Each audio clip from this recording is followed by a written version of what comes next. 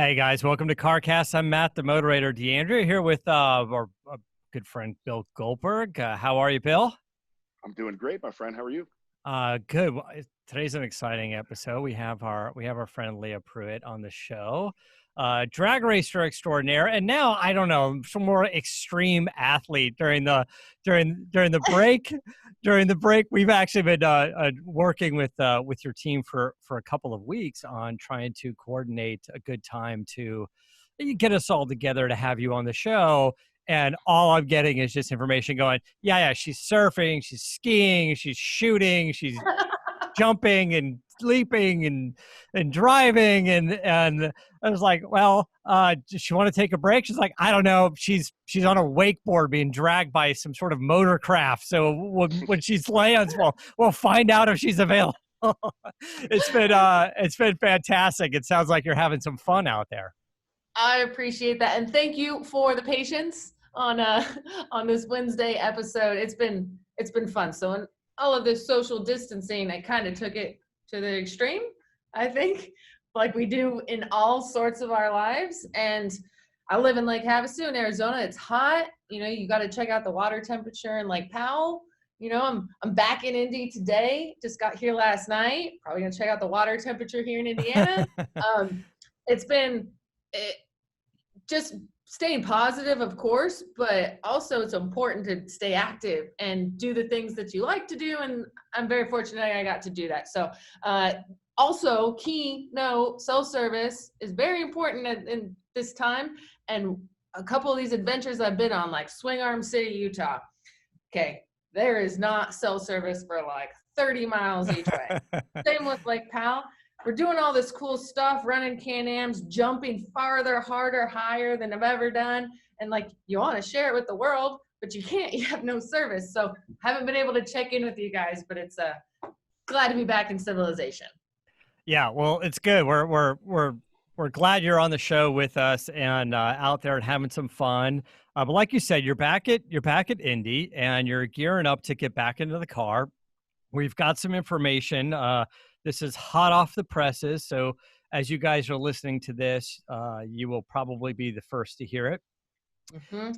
NHRA will be back in action. It'll be starting July 11th and 12th. It'll be in Indianapolis. And then again, July 18th, 19th. And then follow the schedule. There's going to be dates in Seattle, Denver, Atlanta, Indy, Charlotte, of course, Gainesville, Bristol, and so on and so forth, and wrapping up in November in Pomona as well. So probably check out NHRA.com and for the full schedule. But how's it going to work? Do you guys know, or is it going to be? Is there going to be any changes? Is there going to be a giant plexiglass divider going down the entire drag strip so the two cars don't breathe on each other? Oh, distancing from each other. Yeah, definitely. Revan's still not racing. I have to preface with this: anything that I share here about the schedule or the NHRA, what we're doing, is very fluid.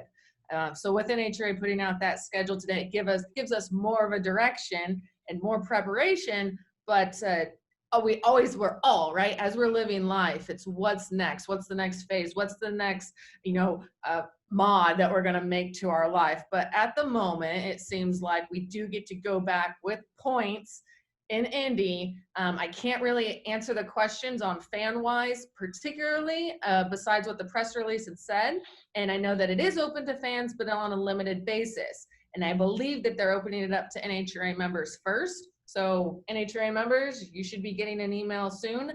And if you're a ticket holder of the U.S. Nationals, you'll be getting that priority line in there as well. Now, social distancing at the track, not exactly sure yet how that's going to be. I mean, I've got my TMS titanium scarf here. I'm with you, got my Hoonigan.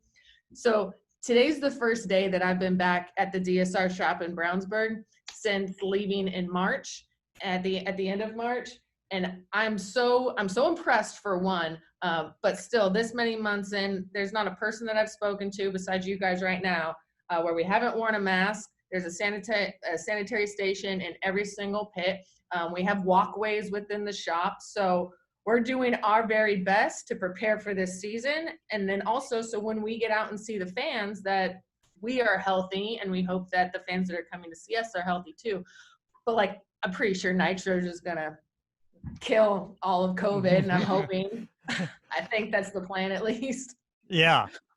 Well, look, I like you said, we don't exactly know what the process is going to be, but rest assured that NHRA and the individual teams and everybody's going to be taking whatever precautions they feel like is necessary. And then, of course, anybody going out to see the race once that becomes available, maybe from the start, we're not exactly sure. Take your own precautions as well. Wear your mask, bring your hand sanitizer, do whatever you want. And look, when you get there, go see, walk the pits, have some fun, enjoy the race. And just be patient with some of the rules that are in place. Maybe an autograph session is not on the menu. So because of that reason, maybe, up close and personal photos is not going to happen initially. And then we'll see how things pan out. But like Bill and I have been saying for a long time, all of last year, we were sending people out to various races. We always think it's such a great idea to go to a live race. Enough with the YouTube videos and the social media videos. They're fun, but if you get a chance to go, like we said, we send people to NHRA, we send people to NASCAR, we even sent people to Indy race at Laguna Seca, and we gave out tickets and sent people, and they all had a good time and called us here on the show and told us about it. We'd like to do that again. It's a little more difficult to do that now. It was a big plan of ours for this year, but we will try to work some things out, and the rules may change. Things may open up for a couple of months and then may kind of lock down again and then may open up again. It'll get figured out. So like with everything, just be patient, and hopefully you guys can go out there and have some fun when you guys get to go see it. Well, I do want to point out, though, two major differences with this schedule than, previous years, or the recent previous years. This is a 2-day event now. For the remaining 16 of the 17 events are now qualifying on Saturday and eliminations on Sunday, where traditionally 2 on Friday, 2 on Saturday. So you get a little bit of test and tune in there. Practicing, qualifying, depending on the track conditions, car count, you have a different strategy going into a race. If the countdown plays into it, now every race besides the U.S. Nationals is 2 days. So when we come out on Saturday, you better have got your school night's sleep, and your parts better be ready, and your team better be on it, because that's your only day to position yourself for Sunday. And additionally, you guys probably know from earlier in the season, when this all started coming about, we have no countdown.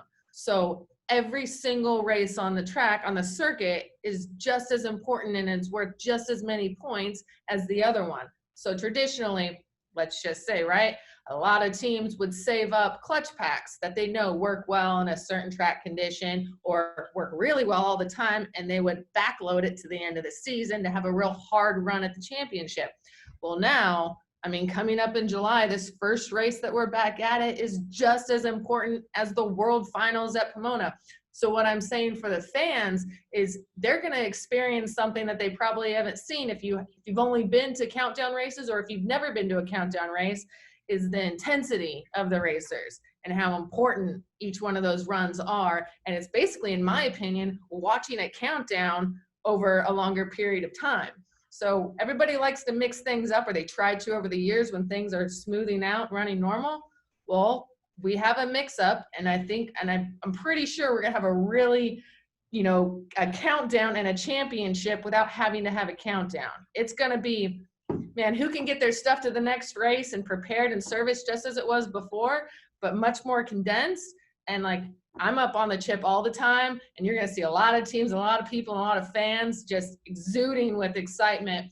And that's what I can't wait to drive the car that I just sat in and whacked the throttle, practicing for about an hour. But to see the fans and to feel them, and then literally, I know a lot of people have been on the internet during all this. They still haven't found a way to make smell go through the computer. So drag racing is still up above on the internet. You got to go to it in person.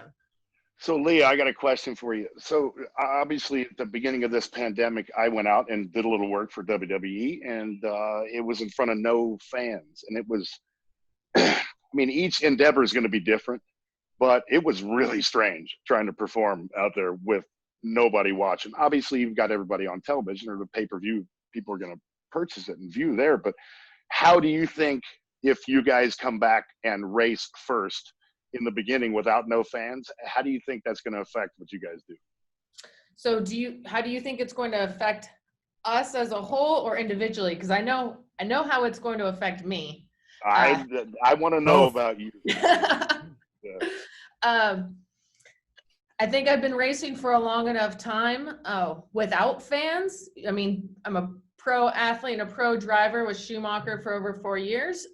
But there's a big part of the growing up into my sportsman where there were never any fans, and you still had to be cutthroat. And you knew nothing else. When I got into the professional side, that's when I felt the pressures that everyone had already been accustomed to. So personally, I feel like I might even have a leg up on my competition because I know what it's like, how to just get the job done without. It's my favorite mentally, but I've learned to adapt and embrace and love the fans and the pressures.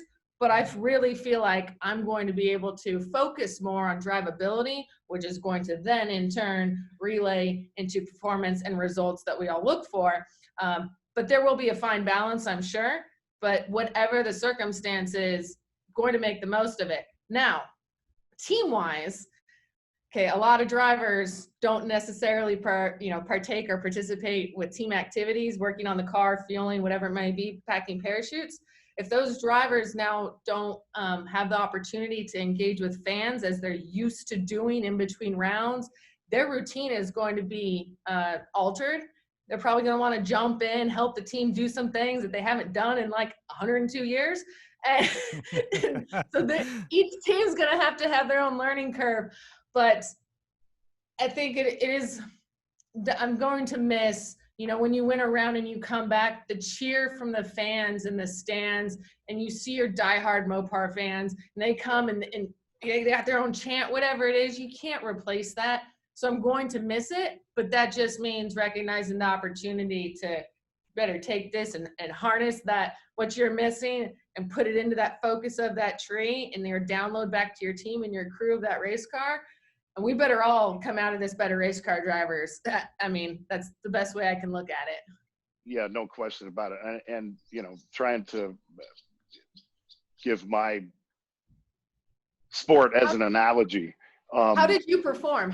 You said you missed it. How did you actually physically, what was different about it? Super awkward. Well, yeah. the way that I was going to give the analogy is that walking to the ring, you acknowledge the fans. You feel their energy as you do, getting up to the tree, right? But once I step in the ring, once I put a football helmet on, and I mean, no question about it, once you pull up to that, you ain't hearing nobody. You can't hear the crowd. I can hear them, but I shut them out. At that point, the crowd can't help me. At that point, it's based upon my preparation and the way that I work. And so I do the same thing. I tune it out once I'm in that setting. But getting to the setting is where I missed them. Leaving the ring, obviously this time I lost. So, I mean, I didn't get the sympathy from anybody walking to the back. Usually you get adulation from people walking to the back. But it's going to be weird. I know it's going to be weird for you, but once it's time to compete, you're going to be ready. I mean, there's no question about that. It's a really strange deal. You want to share it with the fans. You really do. I mean, I know you do. I've seen you at work, and 90% of why I did what I did is because of the kids. And it really gave me a lot of enjoyment to be able to put a smile on their face by what I did. So that part you'll miss. Maybe we could come up with a way, or maybe we can get feedback after this, from this cast of what fans would like to see maybe during the week. Like, how can we work together so that they feel fulfilled and connected, clearly, like via social, if they can't make the race. So they'll be broadcast on Fox Network and Fox Sports 1, but I'd be, I want to be open-minded to how can we still stay connected. So if anybody has any ideas, please shoot them to Adam or Goldberg. myself on Instagram of Connect with women. connect with the kid. Connect with the kid, one of your fans. Go through your website and pick some kid out, get their information, and either FaceTime them or call them or something after you win any of these races or all of these races. You know, just something to personalize it. Well, that's what I was saying. Yeah. Now you got one fan to get to everybody. You know, you got to make it a little more personal, and hopefully the TV coverage, Bill, like you were saying, when you're walking into the ring or grabbing the mic and talking and giving the fans at home riled up before a match or in between a match, at that point in the live event, yeah, you're talking to the fans at home, but you're really feeding off of the audience that's there. And the difference is you were basically instructed going, hey, there's no fans. You really have to talk to the camera now. And I think in NHRA, one of the things we may be able to see differently in the television broadcasts, where if there's no fans there, more accessibility from the cameramen, men and women out there. So hopefully, while we've seen a lot of them kind of hang around the pit areas and see the team kind of thrash or do their thing, but now you'll have the opportunity as a driver or a team owner or a crew chief or whatever to maybe talk more with that camera because you don't have the audience there. So normally when you're doing your autograph sessions and interacting with the fans, there's only the camera now. So maybe watching it at home will be different and exciting as well because we'll have that opportunity. And Bill, like you said, there could be opportunities for you to personalize the experience with a few of the fans that are out there as well. So hopefully it'll be exciting to see, and there'll be some learning curves, and we'll see how it goes. Right, the fact is that in every business and in every sport right now, you're learning to turn a negative into a positive. It's just, we got to figure out, each and every one of us, how to do that. And if if you're complacent, then you're going to slide even more into mediocrity during this time. But if you take it as an advantage to work on certain things, and Leah, I know exactly what you go through. You're on the road all the time. What you've been doing the last 3 months are things that you've not been able to do for God knows how long. And that's how I am in my career right now. I've actually got some time to get on the tractor and go out and shoot and go out and do these things that I've never been able to do. So you're taking advantage of that, and you're getting recharged for that time when you're going to get the call to get out on that damn track and do what you do. So I'm looking forward to it. I know you are too. But take the time when there's not everybody there pulling you away from single individual people that you're trying to interact with, like in the pits, because I've seen it and it's happened to me. Pick 1 or 2 people out and just talk right to them and make their experience so wonderful that every single fan wants to be that guy or girl. Absolutely. I mean, and those might be the NHRA members, if we're having a selected number of people coming, those are our true diehard fans, and giving them an experience. And this might just be the 2020 experience. So this is the time now. And on your point a little bit about this time, and I think everybody is going to remember when we come out of this, what did I do with that time? What relationships did I build or enhance? What did I fix up on my house? What work ethic, what technology, fitness program, whichever. For me, I would say one of the reasons that I've been very busy, not only because I like to, but knowing that this schedule was coming out, and it was 16, now 17, 18 weeks condensed in 20. You can't just go from pure moderation to the highest performing level that you've ever had. I've been preparing for the moment that we hit the go button, which we just found out today when that is, that I will be right there, ready, like flawless, basically. And I feel that's like what everybody at their top of their game does. You're always at that. You train as much as humanly possible and prepare as much as humanly possible. And you're itching for that phone call to get that time, because you know that you've used that time much better than everyone else has. I hope so. And as an athlete, from you to me, we have ours, but then right out that door, which I wish I would have been able to do this interview out there, but it's a little loud. is each one of those career guys, and on both teams. So not only does the top fuel team go back and run in July, but so does the factory stock team. So we still have a full season of 8 races in the Samtech Factory Stock Showdown class to run. And just same thing, that no one's been idle. Heck, and I will say this, a lot of our competitors in factory right now have been out places and testing, and they've put up some hot numbers. Don't matter. It's not an NHRA race. I don't know what they're running. I don't know what weight they're at. We just know what we have and the best of our ability. So, I mean, preparation. What are the 7 Ps, Goldberg? You know what those are? I don't have any idea. I'm too old to know that stuff. That's a millennial thing. I think it's Perseverance. proper prior preparation prevents piss poor performance. Yeah. Nice. I like that. But that's got to be old school. That's too It is direct. old to school. be, And also that's too it's direct to be of this newer generation. it comes up. It's a military thing as well. You know, it's a mantra that's been around. You know, in the rank and file as well. Let's talk a little bit about the preparation that you do. Now, obviously, getting out in the actual hot rod is expensive to do. So during this downtime, it's tough to get out there and start doing passes in a very expensive car. Also, you know, provides a level of uncertainty and danger that may not necessarily be needed during the off season. Obviously, you have a regimen. You came up with a regimen for yourself to be mentally fit, to be physically fit, and you know, doing some fun things as well. But do you spend much time behind the wheel? Do you just grab, you know, whatever, a Hellcat streetcar or something, or a Demon or whatever, and find a strip or do some passes, or maybe you got a long ass driveway on your property and you just do it there in your own in your own backyard? Who knows? But or is it more getting out of the car and doing stuff, and then when it's time to get back into the car, like now, you focus back on that? No, that's a great question. I wish I could say that I've been able to go to a backyard, you know, it's had a strip and have a sportsman car and run it, and I haven't.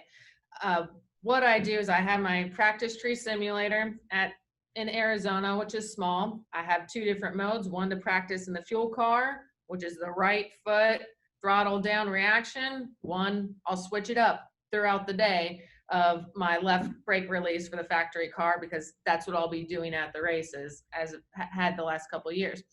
But application wise, I've garnished towards a little bit more off-roading, because that's what's available to me. And I'm just sticking with my story here, that any seat of the pants feeling. Your sponsors are listening. Chill. I know. I've got a good one from this morning. But any seat of the pants feel I can get, and any throttle modulation, braking traction, whether it's in the dirt or on the street, UTV vehicles or street legal, it's helping me stay there. But we haven't been able to have access to a drag strip, and I don't have access to a car there. Now, do tow the boat with a Ram Rebel, and I love it to death. I haven't driven any other vehicle now in like 4 months till I got here to Indy today, and I got to drive the Hellcat.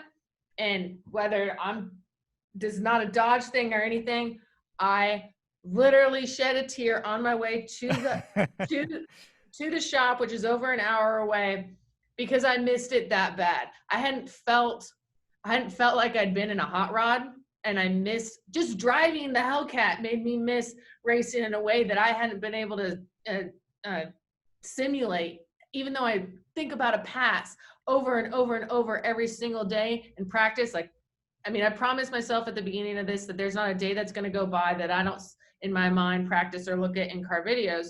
But just as simple as being in my daily driver that I miss so much. The steering wheel is basically the same as my factory car. I mean, I got that thing in sport mode, and I forgot that we have this much power feels like. So I wish I could say that, yeah, I'm out there, but given my accessibility, it just alone invigorated my love for Dodge and Mopar as I come here to work on the factory car. So it's been I don't know if that was what type of answer that was, but it was just the weirdest one that I have. That was a perfect, well-timed, and well-displayed plug. I love that. Yeah. Bill has no idea what that's like.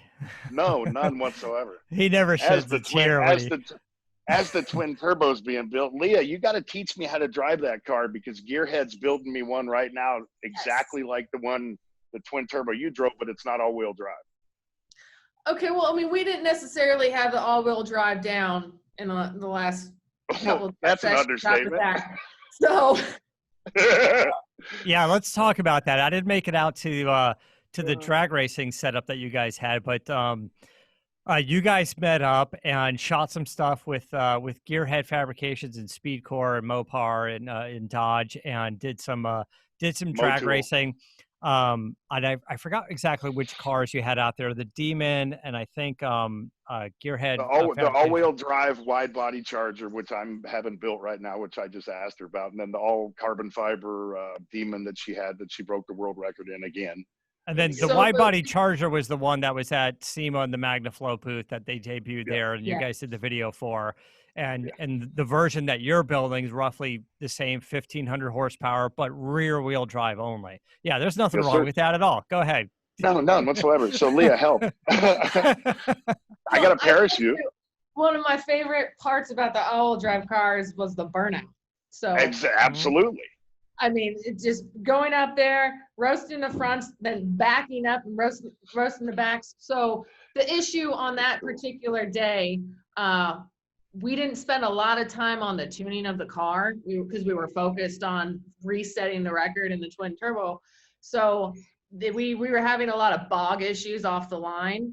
And I got the video. I remember when the green light went and you were there for an hour and a half. There were a couple fail-safe situations.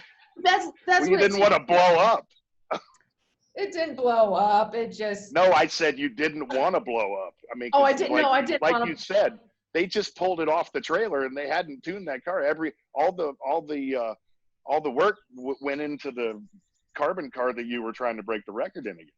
Exactly. It was down there in Florida, and then when we went up to Wisconsin, I mean, it hadn't even been tuned. So, but I will say, I do love turbos, so I'm excited for you.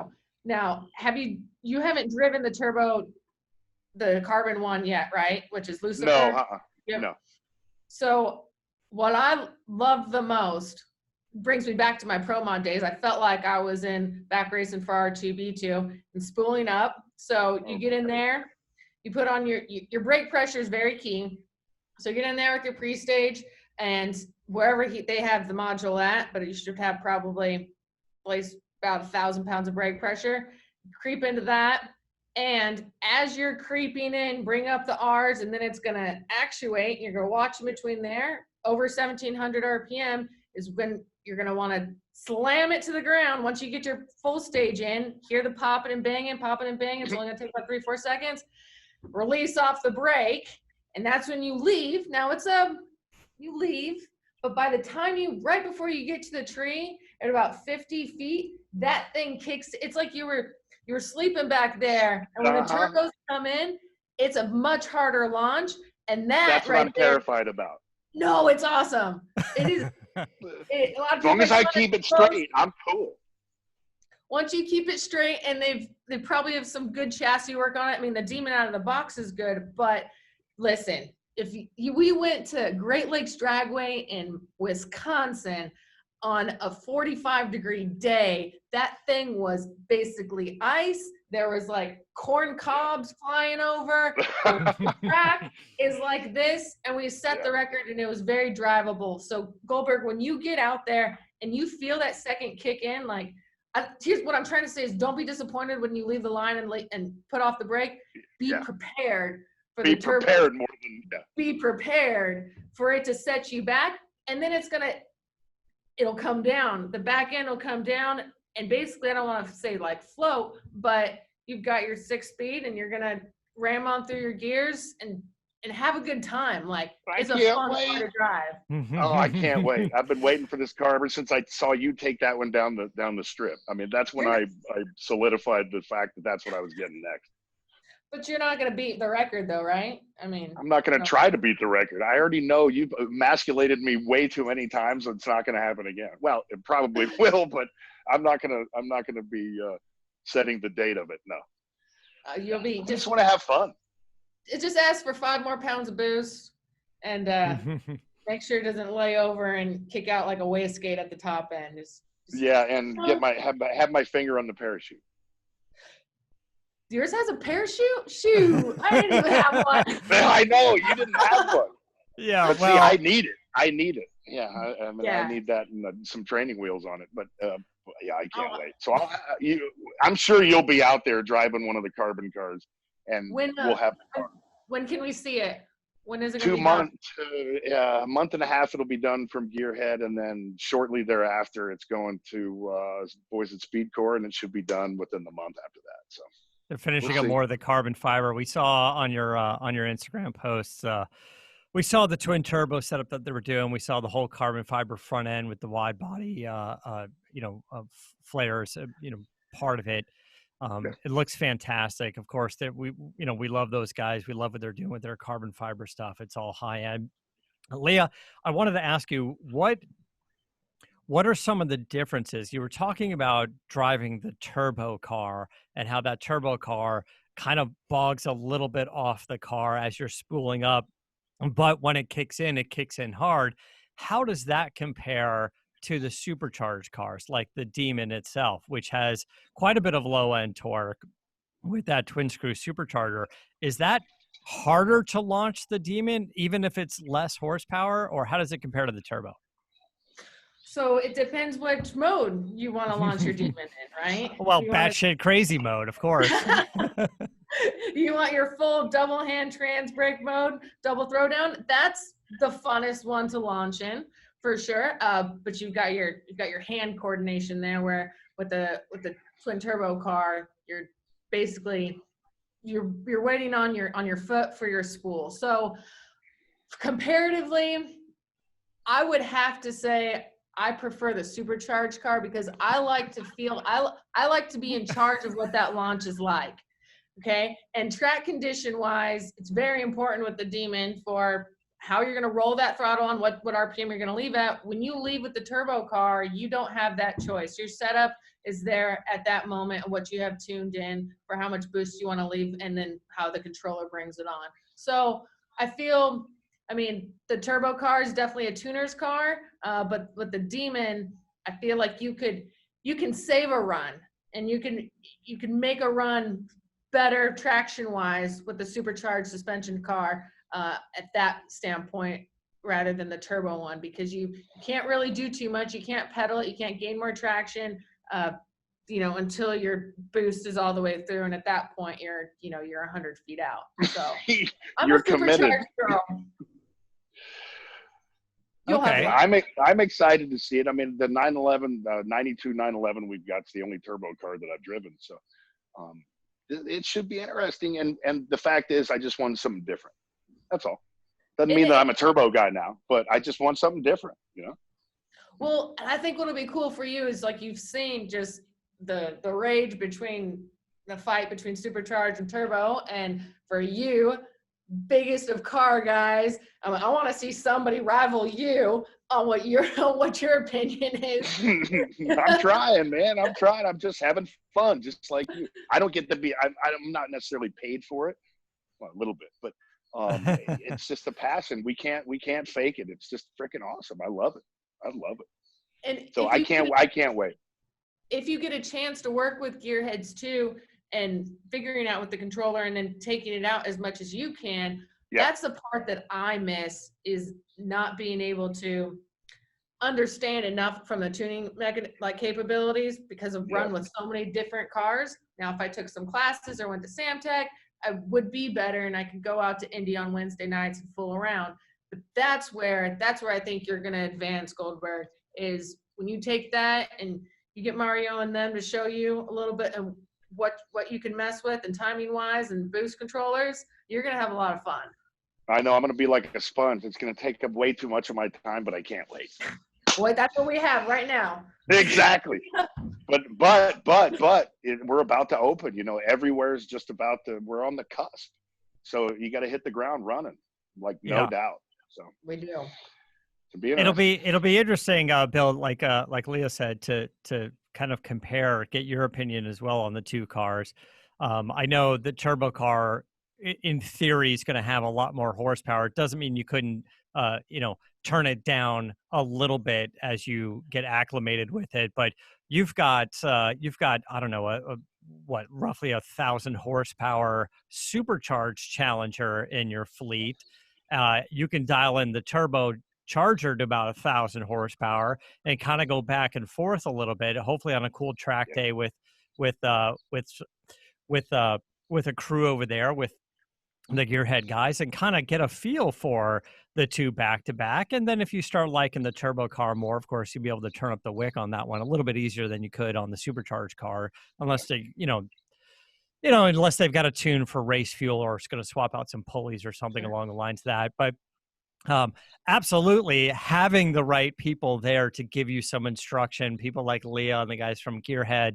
I just hit the track, like we talked about last week, Bill, is our friends over at FCA lent me a little bit different car, the Alfa Romeo Stelvio SUV, the Quattrofolio. This is a 505 horsepower SUV that's 0 to 60 in 3.3 seconds and pulls 0.94 Gs in the turns. And I said, hey guys, I have an opportunity. I have a bunch of my Hollywood friends that are stunt drivers, and because all the productions are shut down out here, these guys are home, they're bored.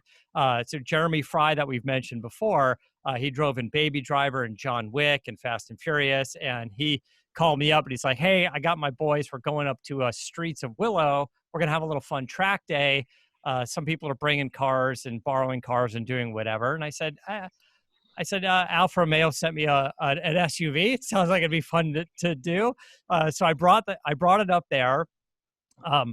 Way more fun than I thought it was going to be. And of course, as I got there, I'm walking up and our good friend of the show, Tanner Faust, is standing there, who, he flies a plane as well. He's got a small, like, single engine prop plane that he out of Newport Beach. And he just flew up there. He flew from Newport Beach up to Lancaster. There's a small airport nearby, and he has a fold-up bike, like a fold-up. I don't know if it's just manual or has a little electric motor. He has a fold-up bike. He rides shotgun in his plane, lands his plane, jumps out, unfolds his bikes over to the track, and he's like, hey, I don't have anything to drive, but if anybody needs any help, I'm here to just hang out. And I was like, okay, let's do this. So I do a few laps, get some good instruction from Tanner, which is very helpful because we were running the track backwards, which I haven't been on it in that direction before. So, as you're on Streets of Willow, we were running counterclockwise. Right. Okay. Right. How is that last bank? How's that last turn to take backwards? Because I know regular ways. Yeah. So the straightaway, when you're going clockwise, you hit the straightaway and then you go up the hill and turn. This one, you would come down the hill, hit the straightaway, and then the last turn before you get back on at the end of the straightaway. What's nice is there's that skid pad there. So if you do it right, you just hit that turn and then you get back onto the track. If you miss that turn because you're catching off that speed, you can go off into the skid pad, right? You don't shoot off the edge of the track like a dart if you're going clockwise. You hit that skid pad. So we did that, and then of course, this is the embarrassing part is I'm driving with Tanner. I'm getting some good instruction. I feel like I'm doing well, and then he says, "Hey, you want to switch?" And I was like, oh, okay.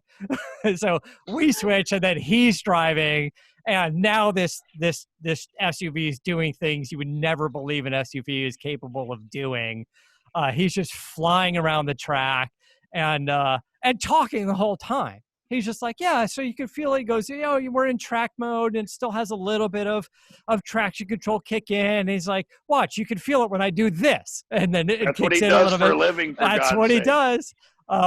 And then we all took a lunch break, and then all the stunt guys came out, and we closed down the track. We opened up the skid pad so all these maniacs can go out there and just have some fun for a bit and sort of one at a time. These guys are doing things in cars, not just the racing and the drifting portion of it. Like they can just slide this thing into a spot, like in between two cones. They can put a car anywhere. These guys are all professionals. What's funny is not everyone there was a stunt driver. Some of the stuntmen that showed up and the guy's like, oh, I'm not very good on a car, but I'm a professional skydiver for film and television. I was like, that sounds fucking badass. Like everybody there had like the best job in the world. I mean, other than you guys. So they were having a good time. It was fun to do. It was great to go out there. And the point of that is you're right. When you get out there with somebody who really knows what they're doing and you can take advantage of some instruction, this is why we tell people all the time, if you're Bondurant. That's right. Like hit the school. You may think you're the best driver, but go to a school like Bondurant and get in some of those cars and have the professionals show you. And I'm a big believer in anybody who's 15, 16 years old about to get their license. Go do the Bondurant school. You don't need to do 3 days. Go do the half-day course for a few $100, and it'll blow your mind, and you will feel better when you start driving on the road. They'll make you more aware. Just learning how to use ABS brakes. They'll set up the cones. You'll get on the brakes hard, and then you'll turn the car and then go straight again while on the brakes the whole time. That if you never get to experience that in a closed environment, we don't want you to do it on the freeway or have to be forced to. But if you get to do that in a closed environment, you will feel much more confident in your ability and the car's ability to provide a safe path for you if you know how to do it. I think a lot of people can freak out behind the wheel. Just on the way here, I'm driving another press car. I'm driving a Bentley, and somebody just darted out of the carpool lane, crossed the two lines, and got in the fast lane, the left lane, doing like 65 miles an hour. And everybody's just jamming on the brakes and stopping. And I was like, great, I'm going to crash and I'm going to screw up a brand new Bentley that I've driven for 9 minutes so far. But without having a few of those days at the track with some instructors, you would definitely panic or get rear-ended or smash into somebody or dart off the road in an unsafe way. But anyway, it was a fun time. So hopefully more people will be able to do that. Something to add to that, I mean, that Bondurant covers such the spectrum from the new licensed drivers. Maybe you're young and your parents have a hot rod and you want to drive, and they're always like, no, you can never. Well, maybe if you take a course or two or a couple and you prove that you're responsible and you're aware. But on the other side of things, if you have a hot rod like Goldberg that's building multiple, but you don't know how to drive it, like it's totally okay. Somebody still like Goldberg. Like I don't know if I can name names. There was a couple people that came out and we did function together, and I was learning for 2 days straight. Somebody brought out their nice, was it a Shelby? I think it was a Shelby GT, like 65, and awesome speed car. They had just restored it, put a new motor in it, and I don't believe it was carbon, but that owner really wanted to learn to drive it to its best capabilities and safe and all of that. And that's what they'll do. So they'll offer all aspects. And if you've got a Lamborghini or a Maserati and you want to do more than just polish it and park it at, I don't know, In-N-Out Burger, like they'll teach you. And I'm constantly learning too. I love Phoenix. Every year I go there 1 or 2 days early and take the same course over and over again. And just get better. Well, you're a pro. You're at the top of your game, and there's no question that there's no trade-off for seat time. So get in the car as much as humanly possible. Whether you're a 14-year-old kid, 15-year-old kid getting ready to get your license, or whether you're a race car driver, I mean, there's always something to learn. And the safety aspect's the biggest thing. So we love Bondurant. Yeah, we're big fan as well. Well, guys, we're going to wrap things up. And speaking of, Gage is 14 now, and his mom's a stunt driver, and his dad's a professional athlete. Who's going to teach Gage how to drive, mom or dad? Oh, you know the answer to that, dude. It's just like me hanging out with Leah. It's just another person that emasculates me that, you know, happens to be petite and beautiful, and it happens to be my wife. But there's no question, women are calmer. You know, there's no question. I think women can shoot better and they can drive better, you know, because it takes like nerves of steel. Me, I get over animated. It's just, I want to crush stuff. I mean, I remember the Long Beach Grand Prix. I completely destroyed the gearbox. Yeah. Because I was so tight, you know, it's all about relaxing. So to answer your question, it's not going to be me. Long Beach Grand Prix. I don't think you heard that story, but Leah, but Bill did Long Beach Grand Prix, the pro celebrity race, maybe a couple times. I don't remember how many times, but got a little frustrated, not just in the car, but out of the car. And I don't remember if you hit the hood or punched the mirror, but you like. No, I destroyed the gearbox, and I got out and I tried to smash the side view mirror with my forearm, and I broke my forearm. Does that fix gearboxes? No, it does not fix gearboxes. That's a good point. It doesn't fix arms or mirrors or gearboxes. No. On to the next story. Yeah, all right. I have a tradition of wrecking, but that's just because I like to take it to the edge, and unfortunately I surpassed my driving ability along the way, and you know, at least I have a heavy right foot. I like that foot. We all run out of talent a little bit, and our goal is pushing that as far out as possible. Yeah. Well, all right, guys. Thank you so much. Leah, always a pleasure. Follow Leah on social media. It's Leah Pruett TF on Twitter, Leah Pruett TF Facebook, Instagram. You can follow her all over there, and I'm sure there's going to be all kinds of great, fun posts as the racing season starts, and probably going to find some pretty intense wakeboarding and other things going on as well. If you give her a follow, as long as she has cell phone reception wherever the hell you're going. You guys will be the first to know when I land my first 3 shove, and I still don't have. I'm trying to get my 360 perfected. So, goals. You go, girl. Yeah. All right, guys, thank you so much. And of course, you can follow me at Moderator. You can follow Goldberg, Goldberg95 on Twitter. I believe in Goldberg's Garage. You can see the pictures of the Charger. You can see the carbon fiber, the twin turbos. You can even see his attempt at taking his goat and dogs for a jog. Dude, it was awesome. What do you mean my attempt? And people were bitching at me because I didn't jog. That's what I'm saying. Video? You were riding at a UTV. I don't care. The point is, I take Barrett out every morning for a nice jog on the property, and who's going to video it, right? I'm not going to be able to run alongside these animals and video it. So I took a step back. It's not about me. It was about the goats and the dog. So I had to take a step back. That's my.